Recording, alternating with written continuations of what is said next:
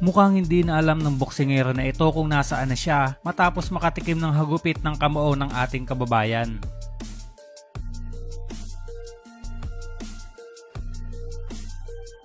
Tila naman siguradong sigurado na ito na siya ang panalo sa laban.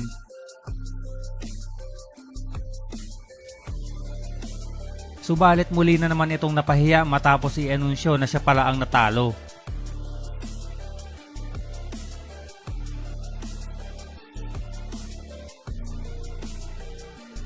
Bukod sa mga Mexicano ay maituturing din na isa sa mga matitinding karibal ng mga boksingerong Pinoy ay ang mga Hapon.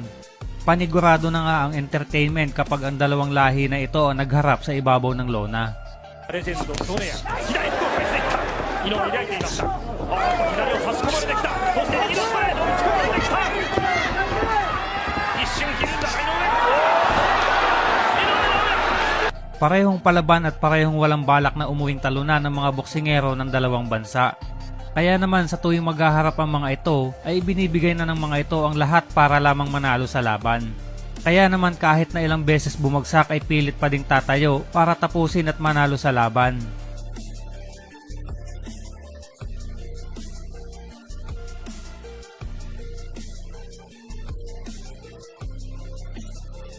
Iyan ang ipinakita ng dalawang mandirigma na sina Konosuke Tomiyama ng Japan at ang Pinoy na si Genesis Servania na parehong hindi nagpatinag kahit pa ilang beses silang bumagsak sa laban.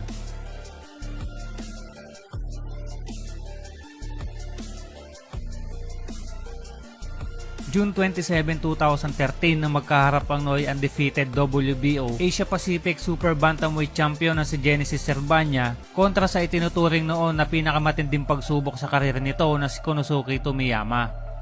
May undefeated record si Servania na 21 wins habang 8 naman dito ay galing sa knockout.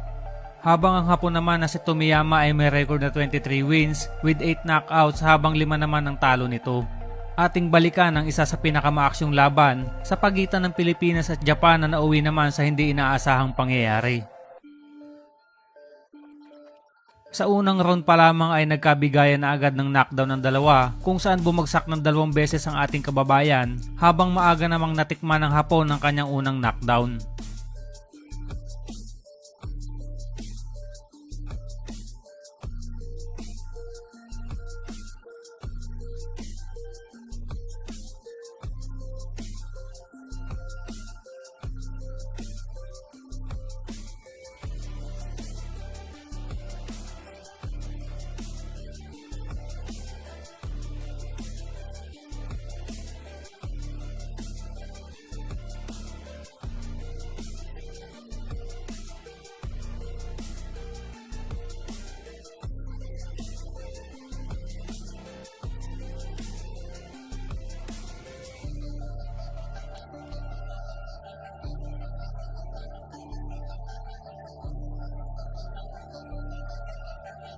Tila naman hindi ininda ni Servania ang dalawang knockdown nito sa round 1 na mas naging agresibo sa round 2 at nakakapagpatama ng malilinis na suntok. Subalit nagtamo naman ito ng cut sa kanyang kanang mata.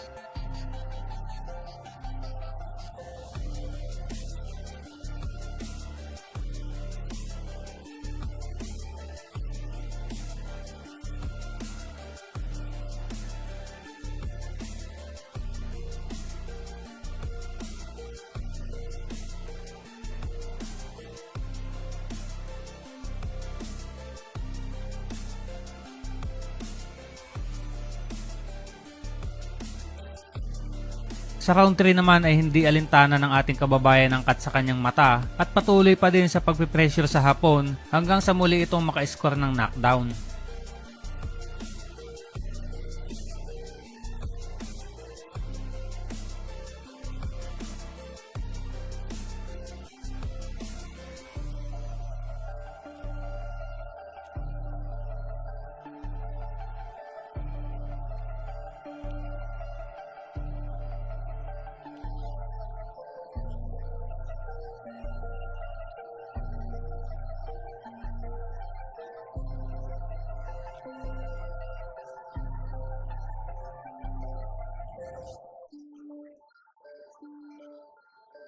Round 4 nang muntik na namang makatikim ng knockdown ng Hapon nang maalog ang mundo nito sa lakas ng patama ni Servania.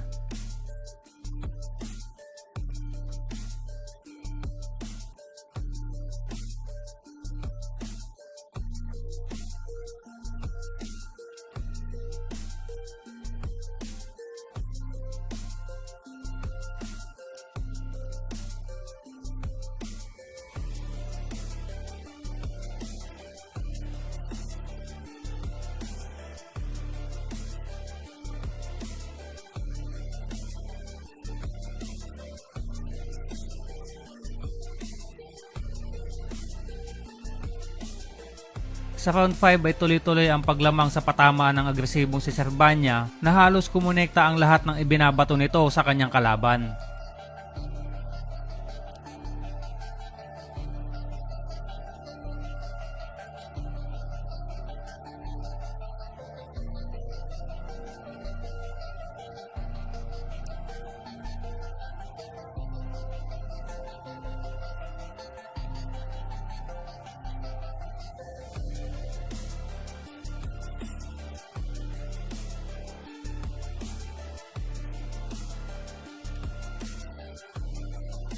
Sa round 6 naman ay sinunod dito ang payo ng kanyang corner na bumato ng jab para makontrol ang kanyang kalaban. Bukod sa magandang jab ay pasok na pasok din ang mga kombinasyon nito sa Hapon.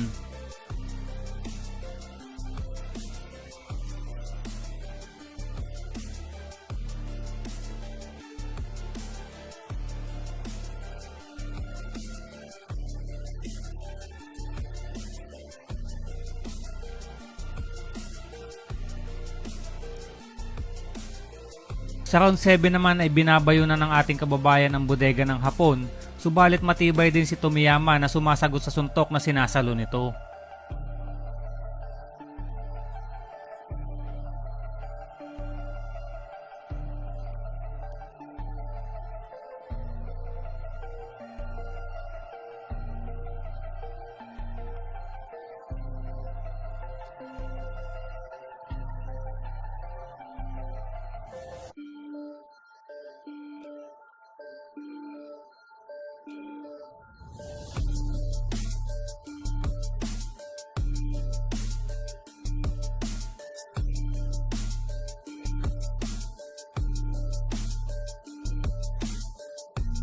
Unti-unti namang bumababa ang depensa ng Hapon sa round 8 dahil na din sa pagod at sa mga suntok na tinatamo nito mula kay Servania.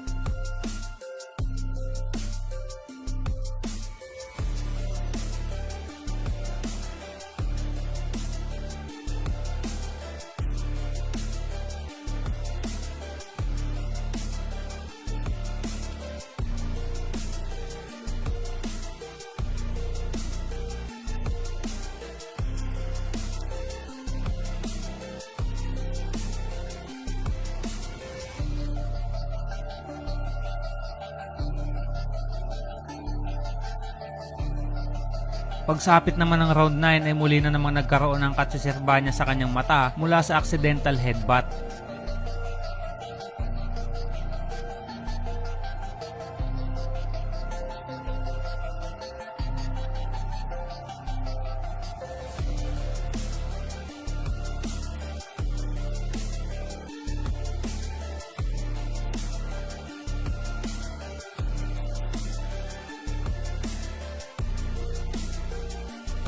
Nang tingnan nga ng ringside physician ang mata ng ating kababayan, ay wala na ng pag-aalinlangan na sinabi nito sa referee na hindi na kayang ipagpatuloy ni Servania ang laban.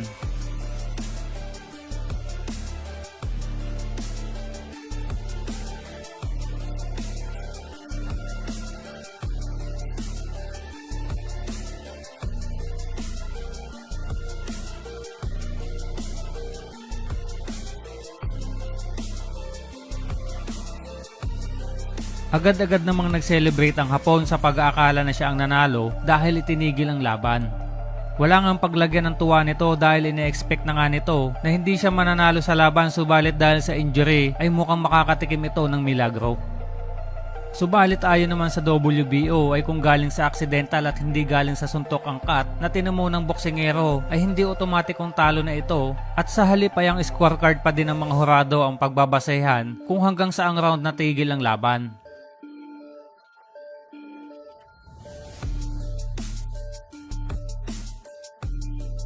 Dahil sa anunsyong ito ay tila nahimasmasa ng Apon at napag-isip-isip nito na hindi siya mananalo kung magbabase sa desisyon ng mga hurado. At sa huli ay ang ating kababayan nga ang nanalo sa pamamagitan ng split decision na lalo namang ikinalungkot ni Tomiyama na may kasama pang hiya dahil sa ginawa nito pagkatapos ng laban.